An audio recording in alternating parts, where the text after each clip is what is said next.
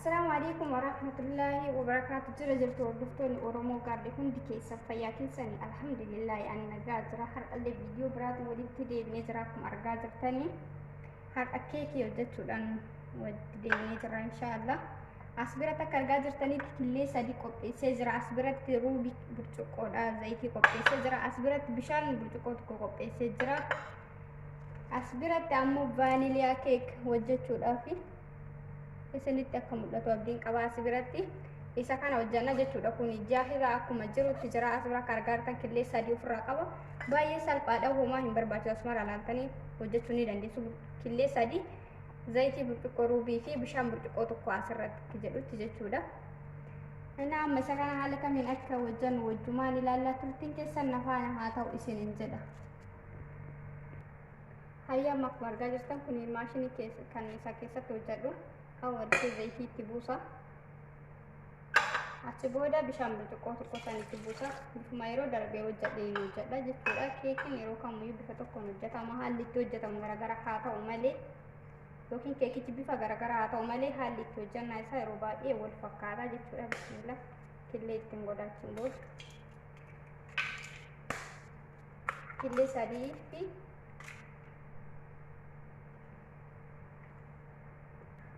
hayya amma killee sadii fi bishaan burcuqqoo tokkootii fi zayitii ruubii burcuqqoo asin naqee jira. Isa kana maashiniidhaan sirriitti daafaa jechuudha. Sirriitti akka ol ga'ee akka keekiif mijaa'utti.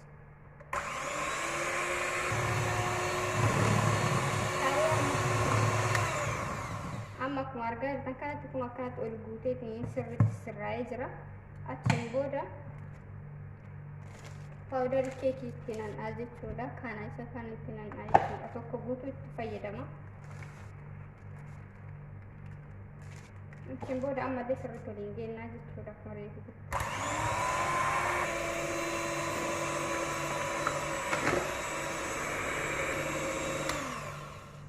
amma haaluma argaa kan kanatti akka kana dhumatee jira jechuudha. Achi booda asirra godhaa jechuudha. Amma egaa kanaan qophaa'een booda asirratti goonaa jechuudha. Waraqata kana yoo qabaatan baay'ee bareedaadha. Maaliifiyyuu itti isin jalaan qabatu jechuudha kanatti. Yoo hin qabne immoo tuyyuu as keessa zibdaa yookaan zayitii gootaniitiin itti fayyadamuu dandeessu jechuudha. Ani ammoo isa kana waan qabuuf isuma kanas fayyadama jechuudha. Haala kana hunda isaarraa yoo waliin ta'e isa kanatti buusa jechuudha. Haala kanaan egaa waliin ga'ee booda haaluma kanaan itti buusa jechuudha. Hunda isaatiitti iyyuu kanatti.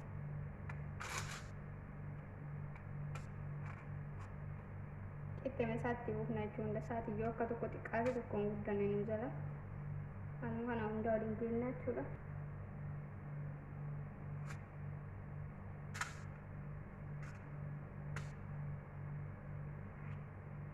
Akkanatti egaa waliin geenne booda furoonii galchinaa jechuudha. Amma haala kanaan dhumatee jira. Haala kanaan egaa dhumatee hundaayyuu itti godheetiin jira. Furoonii qabsiisee jira. Furoonii galchaa jechuudha. Ibiddi isaa baay'ee kan dho'inee fi baay'ee kan qabbanuuf ta'uu qaba jiddu galeessa jechuudha. Maaliif yoo baay'ee illee nu jalaa gubata dafee osoo hin bilchaanne jechuudha. Yoo baay'ee qabbanaa ta'e illee dafee nu bilchaatu nu jalaa tura. Miidiyeem ta'uu qaba jiddu galeessa jechuudha. Kanaa wanni biraa wannan jechuu barbaadu keekiin kunii jechuudha waa hunda of keessaa qaba jechuudha. Waan isa barbaachisu hunda of keessaa qaba. Akkanatti wanni hundi kan qophaa'edha. Wanni itti gochuu qabdan killee sadii fi zayitii fi bishaan bichaatti godhuu qabdan baay'ee bareedaadha. Ganaa harcee qixxeessa hagammaa akka itti dabaltan osoo hin beekne kan hojjetanii wal keessa isin jalaa badurraa kun akkanatti kan qophaa'e kun baay'ee bareeda. Mana keenyatti haaluma salphaadhaan dalagachuu dandeenya jechuudha. Amma furoonii galcha kana inshaallah. Hayya amma akkuma argaa jirtan kanatti keekiin akkanatti bilchaatee qophaa'ee jira. Baay'ee tokko namatti tola. Yoo barbaadan isa kana qoola kana irraa baastu. Yoo hin barbaanne immoo isuma hojii akkana madhiistanii kanuma nyaachuun hin danda'ama jechuudha. Kireemii isaaf ta'u immoo qopheessee jira. Kinoo kireemii as bira qopheesseera haaluma argaa jirtan kanatti. Kireemicha immoo haala ittiin hojjetamu viidiyoo kan keessatti hojjedhee jira. Viidiyoo keekii kaarootii hojjedhe san keessatti baay'ee ifa godhee hojjedhee jira akkasuma galuutti. Warroonni kireemiin akkatti hojjetamu hin beekne viidiyoo san keessatti ilaaluu dandeessu. Amma kireemicha haala salphaadhaan irrumatti godhaa jechuudha. Babbareechisee diizaayinii fedhan irraa sirreessaa jechuudha. As biratti ammoo akka keekii irra qopheessee jira haala kana. Ayyaama isa kanarratti kireemii irratti godhatanii asirra kaa'aa jechuudha. Garuu qabbanaa'uu qaba yoo haatee jedhe kireemiin irra hin dhaabbatu. Xiqqoosi daqiiqaa 5 fa'aa qabbanaa'u eegee asirratti godheetiin kireemicha irra sirreessaa jechuudha.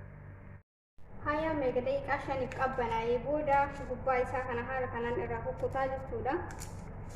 Haaluma argaa jirtan kanatti irra isaa kana irraa kutuu qaba. Maaliifiyyuu akka kireemiin gubbaa isaa kanarra naa dhaabatu jechuudha. Irraa kutaa jechuudha kana. Haaluma argaa jirtan kanatti hundi isaatti yoo haala kanaan eegee kukkutee booda amma kireemii irra isaatti godhaa jechuudha. Kireemii ammoo akkamitti akka gubbaa isaatti goona hojjetaan ilaalla inshaallah. Ayyaama keekicha haala kanaan eegee irraa gubbaa isaa muree waliin ga'een booda kireemii as keessa godhaa jechuudha. Laastikii kan argattanii laastikii baay'ee bareedaadha. Bakkee lama qabaa jechuudha. Bifa lama kireemii yoo godhu barbaadan tokko as keessatti gootan tokkummaa as keessa gootanii gara lamaaniyyuu bakka kanaan murree achiin booda irratti buusnaan jechuudha. Baay'ee bareedaadha. Na ammaan kireemicha wajjin isa kanallee fayyadamuu barbaada waan ta'eef laastikii kana keessatti buusaa jechuudha. Akkanatti raabaneetini isa keessatti gadi buusaa jechuudha haala kana. Haaluma argaa kana inni dursee gadi dhaqaa jechuudha.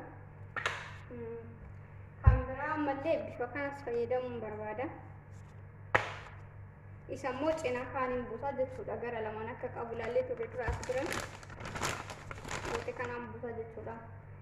Garri isaa lamaaniitu garagara waan ta'eef cinaa tokkorra hin ta'u. Lachuun garagara akkuma argaa jirtan kana itti naqaa jechuudha. Sana booda kireemii godhaa jechuudha. Gamanaaf gamanatti illee.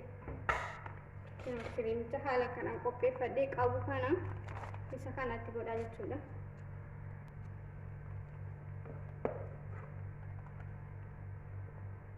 Haala kanaan amma kun cinaa kaanidha. Garagara jechuudha walitti makamu haala bifti isaa ta'eefi haalli kun hojjetamullee garagara lachuun. Amma immoo cinaa kana buusaa jechuudha.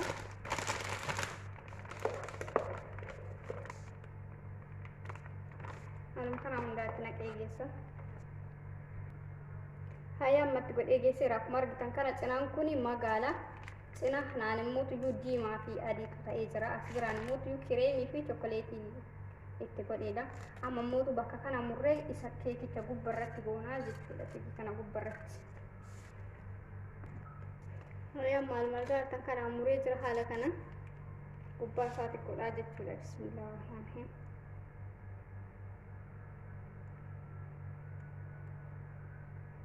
Akkanatti jechuudha.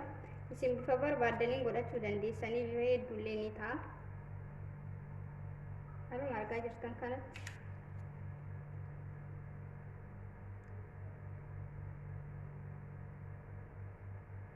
Akkanatti jechuudha. Dhugaa baay'ee tokko bareedaa kalariin isaatis. Kanuma hundaa waliin gaha. Ayyaama haaluma argaa jirtan kanatti tolee jira. Kun akkuma argitan kana gubbaa isaa hundattuyyuu godhee jira. Hedduu takka namatti tola. Baay'ee salphaadha. Dammoo warri gubbarratti ittiin godhan sibiila isaan qabdan jechuudha. Feestaalii fayyadamuu qabdanii. Ani yoo isa waan hin qabne feestaalii fayyadamee jechuudha. Feestaalii kun illee feestaalii simbiloo osoo hin taane kanuma keekiitiin illee kan keekiif bitame. Kama kireemicha gubbarraan godhamu bitame garuu sibiilicha san waan hin qabne kana fayyadamee amma immoo gubbaa isaatti waan barbaaddan fayyadamuu dandeessa. Kalarii barbaadda waan isa gubbaa bareedu jechuudha. Ani amma kun amma isa kana fayyadamuu barbaade. Inni kun kalarii isaa warqeeti. Haaluma kanatti gubbaa isaa bubbuusna jechuudha. Akka bareeduuf qofa yoo barbaaddan waan biraati osoo hin taane akka isinii bareeduuf keekiin teessan akka kalarii bareeda. Kalariin inni bareeda wantoota isa gubbarraa ifu yookaan babbareedu yoo qabaattan kanaan ala waan barbaaddan irra godhachuu dandeessu. Ani amma akkanuma irra godhaa jechuudha. Haala kanaan hundarratti waliin gahaa jechuudha. Xiqqooma xiqqoo irra bubbuusu kun yoo nyaatamillee rakkoon qabu inni gubbara godhu kun wanti isin irra godhuu qabda waan nyaatamu ta'uu qaba. Akkasumaan hin bareedettee yoo hin taane akka irratti hin fayyadamne isin jedhan inshallah. Kinoo amma akkuma argaa jirtan kanatti baay'ee tokko bareeda kun olaanaa. Isa kana irra godhee jira ijumatti akka bareeduu fi baay'ee salphaa fi baay'ee keekii bareeda ta'e. Isin jedha viidiyoon irraa qabadhee dhufe kun kanuma fakkaata. Akkuma argaa jirtan yoo isinitti tolee jedhe laayik, koomeenti, sheerii gochuu hin dagatina. warroonni viidiyoo kiyyaaf haarawaa taatan illee subscribe godhaa isin jira. Kana viidiyoo biraatiin hanga walitti deebinutti turtii gaarii isin jaa. Assalaamu alaikum warahmatullahi wabarakatuh.